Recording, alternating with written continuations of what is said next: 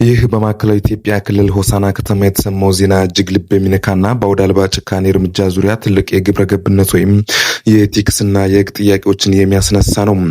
በአንድ በኩል የእብድ ውሻ በሽታ ወይም ሬቢስ የሚያስከትለው የሕዝብ ጤና ስጋትና የሰው ሕይወት ማጣት አሳሳቢ ቢሆንም፣ በሌላ በኩል የተወሰደው የጅምላ ግድያ እርምጃና የተጠቀሙበት አሰቃቂ መንገድ ከእንስሳት ደህንነት ማለት ከአኒማል ዌልፌር አንጻር ፈጽሞ ተቀባይነት የሌለውና ዓለም አቀፍ መርሆችንም የጣሰ ነው። ሰላም ጤና ይስጥልኝ የቪትኪር ኢትዮጵያ ተከታታዮች፣ ለቻናላችን አዲስ ከሆናችሁ ሰብስክራይብ፣ ላይክ እንዲሁም ለሌሎች እንዲደርስ ካሰባችሁ ደግሞ ሼር ማድረጋችሁ እንዳትዘነጉ። ዶክተር ወንደሰን እስከ ቪዲዮ ፍጻሜያችን አብራችሁን ቆዩ። ጉዳዩን ከእንስሳት ደህንነት ወይም አኒማል ዌልፌር ከሳይንሳዊ መፍትሄዎችና ከህግ አንጻር ሰፋ አድርገን ስንመለከተዋለን። የመጀመሪያው ወይም አንደኛው አምስቱ የነጻነት መርሆች ወይም ዘ ፋይቭ ፍሪደምስ መጣስ ነው። በዓለም አቀፍ ደረጃ የእንስሳት ደህንነት ሲባል የእንስሳት ሊያገኟቸው የሚገቡ ያ ማለት አምስት መሰረታዊ ነጻነቶችም አሉ። በሆሳና ከተማ የተፈጸመ ያለው ድርጊት እነዚህ መርሆች ሙሉ በሙሉ እየጣሰም ሆኖ ነው እየተገኘው። እንግዲህ ከአምስቱ ፍሪደሞች ወይም ነጻነት መብታቸው መካከል እንግዲህ የመጀመሪያው ከፍርሃትና ከጭንቀት ነጻ መሆን መብት አላቸው ነው የሚባለው። ውሾችን እንግዲህ በገመድ አስሮ በእንጨት ላይ ማንጠልጠል እንስሳትን ከመሞታቸው በፊት ከፍተኛ የአእምሮና የአካል ስቃይ ወይም ትራውማ እንግዲህ እንዲያሳልፉም ያደርጋል ማለት ነው። በሌላ በኩል ደግሞ ከህመም ከአካል ጉዳትና ከበሽታ ነጻ መሆን አለባቸው ነው የሚለው። በሽታን ለመከላከል በሚል ሰበብ ጤናማ ውሾችን ጭምር ማሰቃየትና መግደል እንግዲህ ፈጽሞ ኢሰብአዊ የሆነ ተግባር ወይም ከሰው ልጅ ሊጠበቅ የማይችል እጅግ አሰቃቂና አስቀያሚ ተግባር ነው ማለት ነው።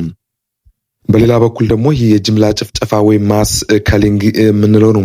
በዓለም አቀፍ የጤና ድርጅት ወይም WHO እና የዓለም የእንስሳት ጤና ድርጅት እንግዲህ WHO እንዳረጋገጡ ከሆነ እንግዲህ ምንድን ነው የእብድ ውሻ በሽታ ለመከላከል ውሾችን በጅምላ መግደል በሽታውን አያስቆመውም ተብሎ ይታመናል። ምክንያቱም ውሾቹ ሲገደሉ በየአካባቢው የሚፈጠረውን የባዶ ቦታ ክፍተት ወይም ቫኪዩም ኢፌክትስ እንግዲህ ለመሙላት ሌሎች ክትባት ያልወሰዱና በበሽታው የተጠቁ የዱር ወይም የጎዳና ውሾችን ወደ ከተማው ይፈልሳሉ ማለት ነው።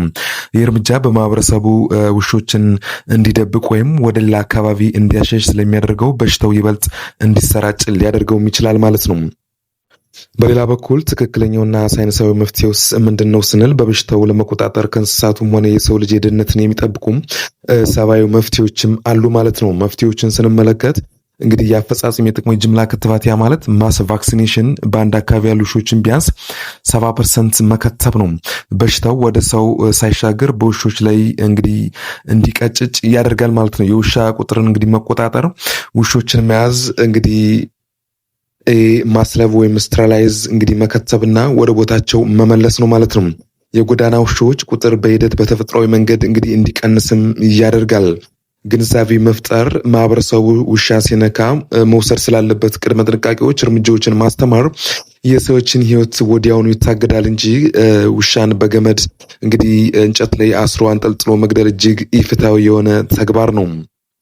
በሌላ በኩል ከኢትዮጵያ ሕግና እንግዲህ ከእምነት አንጻርስ ምን ይላል ስንል እንግዲህ በኢትዮጵያ የወንጀል ሕግ አንቀጽ 823 ላይ እንስሳትን ያለ ምክንያት ማሰቃየት፣ ከመጠን በላይ ማግለል፣ ጭካኔ የተሞላበት እርምጃ መውሰድ እንግዲህ በሕግ እንደሚያስቀጣም ያትታል ማለት ነው።